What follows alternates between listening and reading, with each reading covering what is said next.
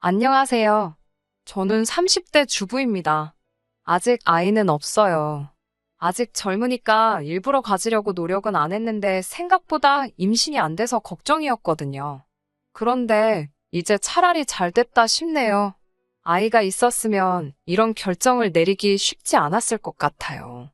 저와 남편은 20대 후반의 지인의 소개로 만났어요. 당시 저는 대학교를 졸업한 뒤 학원에서 국어를 가르치는 학원 선생님이었는데, 원생 중 학부모 한 분의 소개로 지금의 남편을 만나게 되었습니다. 중소기업을 다니고 있던 남편은 무던한 성격에 까다롭지 않은 사람이었습니다. 사실 학부모가 소개해준 사람이라 거절도 못하고 부담스러운 마음에 예의상 몇 번 만나볼까 했던 건데, 막상 같이 시간을 보내보니까 성격도 잘 맞는 것 같고 느낌이 나쁘지 않았습니다. 그래서 만나다 보니 2년이란 시간이 훌쩍 지나갔고 자연스럽게 결혼 이야기까지 나오게 되었어요. 그 사이에 저는 작은 규모였지만 제 이름으로 된 학원도 하나 차렸습니다. 저는 남편에게 경력직으로 이직을 하거나 기술을 배우는 건 어떻겠지만 남편은 지금이 좋다며 내켜하지 않더라고요. 자기도 아이 낳고 하면 생각이 바뀌지 않겠나 싶어서 더 말은 안 했네요. 아무튼 그렇게 결혼을 계획하게 되면서 양가 식구들도 만나게 되었습니다. 시아버지는 워낙에 무뚝뚝하고 말씀이 없으신 분이셨고, 시어머니와 신우는 전형적으로 사이좋은 모녀 사이였습니다. 신우는 남편보다 4살 어리고 저보다는 2살 어렸는데 아이가 한 명 있었어요. 고등학교를 졸업하면서 사귀던 남자친구 아이를 갖게 되었는데 애 아빠는 바로 군대로 가버리고 군대에 다녀와서는 잠수를 탔다나 봐요. 아무리 수소문을 해도 찾을 수가 없었다면서 포기하고 신우가 혼자 키우고 있었습니다. 그렇다 보니 변변한 수입이 없어서 나라에서 한부모 가정에 주는 보조금과 시부모님의 도움으로 살고 있었습니다. 집마다 사람마다 각자의 사정이 있는 거다 생각했고 그 부분에 있어서는 제가 왈가왈부할 게 아니었기에 크게 문제라고 생각하지 않았습니다. 남편은 그런 신우를 안쓰러워하는 눈치였지만 그거야 당연히 자기 친동생이니 그런 마음이 드는 거다 싶었지요. 신우는 저에게 언니 하면서 제법 잘 따르는 편이었고 여동생이 없었던 저도 그런 신우가 예뻤습니다. 하지만 그건 어디까지나 결혼식을 올리기 전 얘기고요. 결혼을 하면서 처음으로 갈등을 빚게 되었는데 그건 바로 집 때문이었습니다. 저도 결혼 준비를 하면서 알게 된 사실인데 시집이 보기에는 부족함이 없어도 실제로는 재산이 하나도 없어서 저희를 도와주실 여력이 전혀 없으시더라고요. 저도 학원을 차리면서 그동안 모아두었던 돈을 다 써버린 탓에 걱정이 많았습니다. 다행히 친정부모님께서 일단 얼마 정도 대출받아 도와줄 테니 너무 스트레스 받지 말라고 해주셔서 어쩔 수 없이 친정에 손을 벌려야만 했어요. 그렇게 친정돈 1억과 남자친구가 그동안 모아둔 3천으로 전셋집을 구하게 되었습니다. 남자친구는 사실 월세로 살더라도 신축으로 갔으면 좋겠다고 했지만 저는 월세는 정말 돈을 버리는 일이라고 생각했기 때문에 그 문제로 많이 다퉜어요. 결국 서울 외곽에 위치한 방두개짜리 빌라 전세에서 사는 걸로 결론을 지었지만요. 사실 저는 개원한 지 얼마 되지 않았어도 그동안 한 곳에서 오래 강의하며 입소문이 나 있던 상황이라 금방 학생들을 모을 수 있었습니다. 그래서 벌이가 괜찮은 편이거든요. 반면에 제 남편인데 이렇게 이야기하긴 그렇지만 결혼 준비하면서 남편이 회사에서 곧 인사이동이 있을 건데 자기가 승진 대상인 것 같다고 그러면 지금 받는 돈보다 훨씬 많이 받게 될 거라고 자신만만하게 이야기하더라고요. 그래서 그 말을 믿고 이런저런 계획을 세웠는데 어쩌다 보니 다 틀어지고 어긋나더라고요. 그리고 상황이 그렇다 보니 졸지에 제 수입이 남편 수입을 추월해버렸고 그게 저는 기쁘지만은 않더라고요. 그런 와중에 남편이 계속 신혼인데 신축에서 새로운 마음으로 시작하자라거나 은행에 대출 갚고 이자 내는 거나 월세나 비슷하다고 우기면서 좀 힘들었습니다. 하지만 솔직히 파혼할 정도는 아니라고 생각했어요. 주변 친구들도 다 결혼 준비하면서 이 정도는 싸운다고 했고 저는 파혼하게 되면 주변 사람들이 절 어떻게 볼지 두렵기도 했거든요. 조금 다투더라도 결국 내가 이기면 되지 않겠나 그렇게 마음을 먹고 버텼던 거예요. 그런데 결혼 생활이라는 건 정말 두 사람만 괜찮다고 다 되는 게 아니더라고요. 자꾸 외부 요인으로 다투게 되니까 그게 힘들었어요. 특히 신우와 시어머니 때문에 많이 힘들었습니다. 시부모님과 신우는 지방에서 살고 있었는데 차로는 2시간이 넘는 거리였어요. 그런데도 불구하고 시부모님과 신우는 걸핏하면 저희 집에 오고 싶어 했습니다. 특히 저는 주말에 남편이랑 맛집도 가고 놀러도 다니고 싶은데 시부모님은 이런저런 핑계를 대시며 어떻게든 올라오려고 하셨어요. 처음에는 저도 거절하기가 어려워 그럼 오시라고 했지만 그것도 하루 이틀이지 몇 달을 그러시니 죽을 마시더라고요. 올라오실 때는 기차를 타고 오셨는데 그럼 저희가 역까지 모시러 가야 했습니다. 그리고 집에 가실 때는 태워다 달라고 하시는데 아무리 자식이라지만 제가 정신없이 바쁜 시험 기간에도 그러실 때는 정말 야속하더라고요. 시부모님이 저희 집에 오셔서 특별히 다른 일을 하시는 건 아니고 두 분이서 놀러도 가시고 그러셨기 때문에 그나마 참고 참았네요. 더 문제는 신우였습니다. 신우는 항상 그 6살짜리 애를 데리고 왔는데 그 애를 저희한테 맡겨놓고 놀러를 나가기 일쑤였어요. 처음에 한두 번은 나이 어린 신우가 맨날 집에서 애만 보고 얼마나 갑갑하겠나 싶어서 좋은 뜻으로 봐주고 했습니다. 그런데 정말 무슨 호의가 계속되니 우리를 호구로 아는 것도 아니고 언젠가부터 너무 당연하다는 듯이 자기는 약속 있다고 저희한테 애 맡겨놓고 혼자 홀랑 나가버리고 그러더라고요. 저라고 그런 신우를 상대로 머리를 안 써본 게 아닙니다. 한 번은 신우가 저희 집에 오전 11시쯤 왔는데 바로 친구랑 점심 먹고 무슨 유명한 카페에 가보기로 했다며 정말 조카만 소파에 앉혀놓고 다시 신발을 신더라고요. 그래서 저희도 약속이 있어서 나가야 한다고 하니까 같이 온 시어머니가 둘 다 나갔다 오라며 당신이 집에서 애를 보고 있겠다 하시는 거예요. 그런데 저희 집에는 제가 처녀 때부터 기르던 강아지가 한 마리 있거든요. 그리고 시어머니는 그 강아지를 너무너무 싫어하세요. 걸핏하면 갖다 버리라 하시고 저희 안 볼 때 몰래 현관문 열어놓으실 거라 그러고 그러다 보니까 시어머니가 그러지 않으실 걸 알면서도 차마 저 없는데 시어머니랑 조카만 있게 할 수가 없더라고요. 결국 그날 신우는 친구 만나러 가고 저는 결국 시부모님 모시고 조카 데리고 다 같이 시간을 보내야만 했습니다. 신혼인데 계속 이런 일이 반복되니 남편과 제 사이도 좋을 리가 없었고요. 사실 남편이 나서서 교통정리 좀 해주면 좋겠는데 자기가 나서면 일이 커진다면서 조만간 자기들이 지겨워서 나가 떨어질 테니 좀만 참고 버티자고 그러더라고요. 저도 솔직히 괜히 유세 떠는 것처럼 보일까봐 조심스럽기도 했고 날 추워지고 하면 그나마 덜 오시지 않겠나 싶기도 해서 참고 참았습니다. 그러다 결국 이 사단이 나버렸나 싶습니다. 진작에 신우를 못 오게 했으면 제 가정도 멀쩡했을까 싶은 생각도 들어요. 신우가 언젠가부터 아침 일찍 나가서 밤늦게 들어오거나 심지어 이튿날이 돼서 들어오기 시작했습니다. 학원이 단과 학원이다 보니 제가 주말에는 일이 없으니 저랑 남편이 번번이 집에서 조카를 봐야 했고 기약 없이 들어오지 않는 신우를 기다려야 하는 상황이 생기더라고요. 연락을 해도 지금은 전화를 받을 수 없습니다 같은 메시지만 달랑 오고 저로서는 걱정도 되고 화도 나고 갑갑하더라고요. 그래서 몇 번이고 남편한테 신우한테 연락 좀 하라고 그리고 이럴 거면 제발 못 오게 하라고 화를 냈어요. 남편은 그러면 또 알겠다고 대답은 잘하는데 실제로 달라진 건 없었습니다.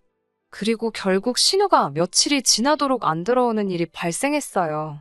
시부모님은 주말이 끝나기가 무섭게 당신들 집으로 돌아가신다 하시기에 일단 손녀딸도 데리고 가시라 하니 노인네 둘이서 애를 어떻게 보냐면서 신우 들어올 테니 저희더러 데리고 있으라고 하셨습니다.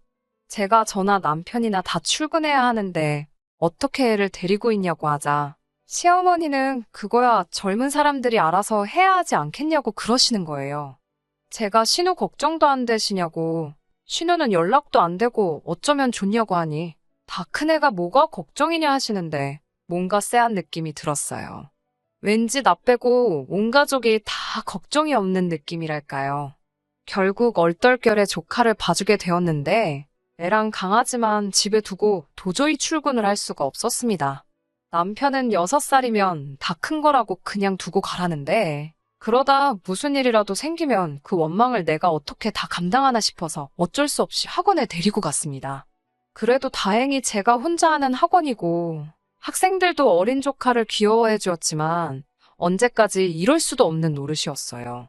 학부모들이 그 사실을 알고 혹시 수업에 지장이라도 있을 거라 생각하면 학원 평판에도 문제가 생길 테니까요.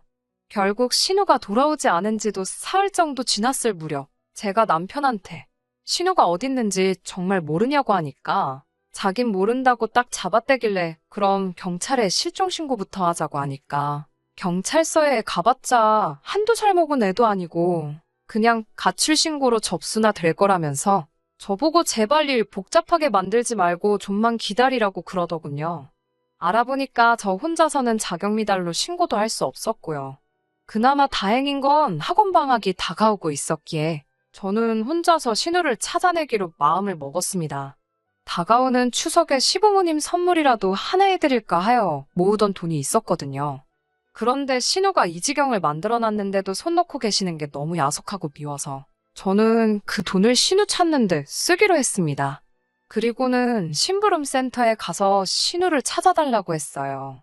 그리고 정말 걱정한 게 우스울 만큼 하루도 걸리지 않아서 신우를 찾아내더라고요. 신우는 저희 집에서도 멀지 않은 곳에서 머무르고 있었습니다. 찾아준 사람들 말에 의하면 남자랑 같이 있는 것 같다는데 황당하고 괘씸하더라고요. 아무리 남자가 좋아도 그렇지 어떻게 엄마란 사람이 애를 다른 사람 손에 맡기고 그러고 다닐 수가 있지 싶은 거예요. 저는 남편에게 당장 이 소식을 알려야만 했습니다. 그런데 정작 남편은 제 이야기를 듣고도 그다지 크게 놀라는 기색이 없었어요. 설마 알고 있었어?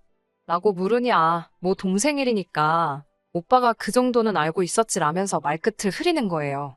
그래서 제가 어이가 없어서 어떻게 그런데 나한테는 한마디 말도 안 할 수가 있어?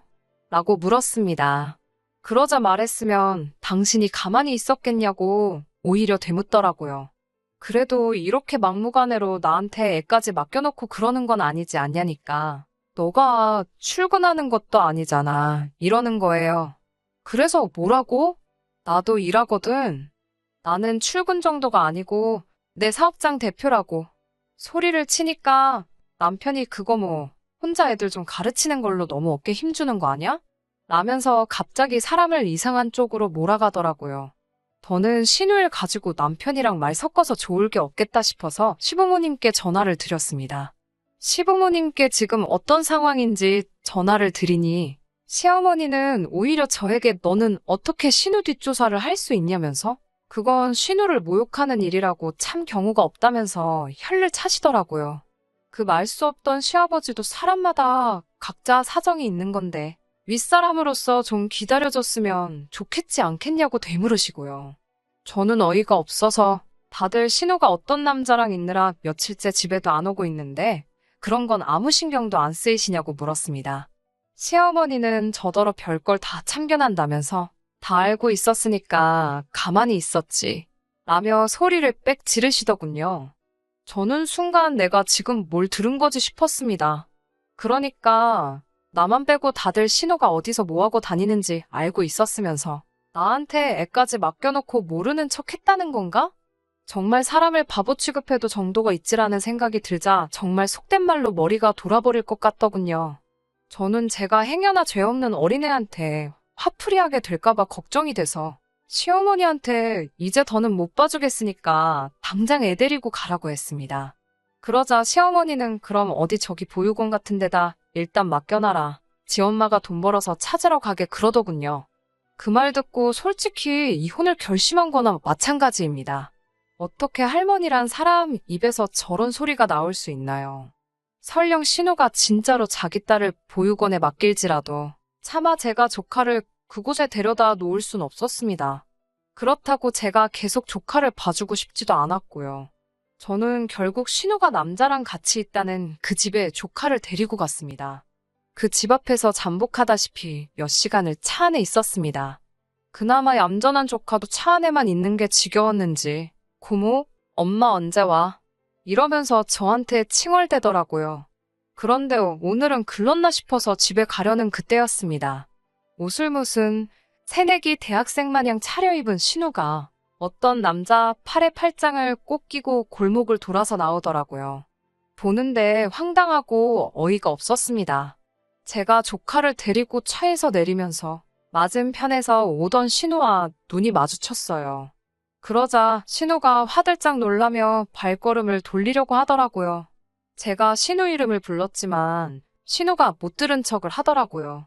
그렇지만 조카가 신우를 봤는지 엄마 하면서 달려가더라고요. 그러자 신우도 반사적으로 다시 뒤를 돌아봤고요. 조카가 엄마 하고 달라드니 신우도 밀어내지 못하더군요. 신우 옆에 있던 남자는 무슨 상황인지 갈피를 잡지 못하고 혼란스러운 얼굴을 하고 있었습니다. 제가 그 남자에게 안녕하세요. 저희 신우 친구분이세요? 하고 말을 걸었습니다. 남자는 얼떨떨한 표정으로 예, 제가 남자친구입니다 하길래 저는 일부러 신우를 쳐다보면서 한껏 높은 목소리로 이렇게 멋진 분을 만나느라 신우가 집에도 안 들어오고 딸도 나 몰라라 했구나 하고 말을 걸었어요. 그러자 신우가 눈으로 저에게 욕을 하며 언니 왜 그래요? 이따 전화할게요. 그때 통화해요. 이러면서 조카를 제 쪽으로 밀더라고요. 조카는 영문도 모르고 엄마 나 엄마랑 있을래 이러고 신우는 급기야 저를 골목어기로 잡아 끌더니 언니 지금 뭐 하자는 거예요? 라며 따지기 시작하더라고요. 그렇지만 제가 뭐가 겁이 나겠어요. 저는 당당하면 저 남자 앞에서 얘기하라며 신우 팔을 뿌리치고 다시 그 남자한테 가서 조카를 들이밀었습니다. 예쁘죠? 우리 신우 딸이에요. 사진은 보여준 적 있어요? 남자친구분이 우리 조카도 자식으로서 받아주기로 한 거예요? 정말 대단하신 분이다. 라고 아주 갖은 오바를 다 떨면서 신우 남자친구라는 사람에게 말을 걸었습니다. 그러자 신우가 진짜 왜 그러냐고 소리치면서 닭똥 같은 눈물을 흘리더군요. 남자가 잠깐 아무 말도 없더니 신우한테 너 결혼했었어? 이러는 거예요. 신우가 결혼한 건 아닌데 라면서 말끝을 흐리니까 남자가 다시 그럼 얘는 네 딸은 맞는 거야? 이러더라고요. 그러니까 신우가 내 딸 맞다고 미리 말 못해서 미안하다 사과를 하고 있으니 남자가 신우한테 진짜 어이없다며 비웃음을 날리더니 너 진짜 인생 그렇게 살지 말라고 뭐라 하더라고요. 어떻게 엄마라는 여자가 애도 숨기면서 남자를 만나냐고. 너 같은 여자는 트럭으로 줘도 싫다면서 남자가 아주 질색을 하고 떠나더라고요. 신우는 당장이라도 제 뺨을 칠 기세로 씩씩거리면서 내가 널 가만둘 것 같냐고 하길래 너야말로 내가 널 이쯤에서 가만둘 것 같냐고 받아쳤습니다. 그 길로 신우 품에 조카 줘버리고 집에 오니 벌써 남편은 신우한테 들었는지 아주 얼굴이 벌개져서 벼르고 있었다는 표정이더라고요. 하지만 저도 이미 이 식구들이 다 저를 바보등신으로 만들었다는 걸 알았기 때문에 일단 가족관계에 아무런 미련도 없었거든요.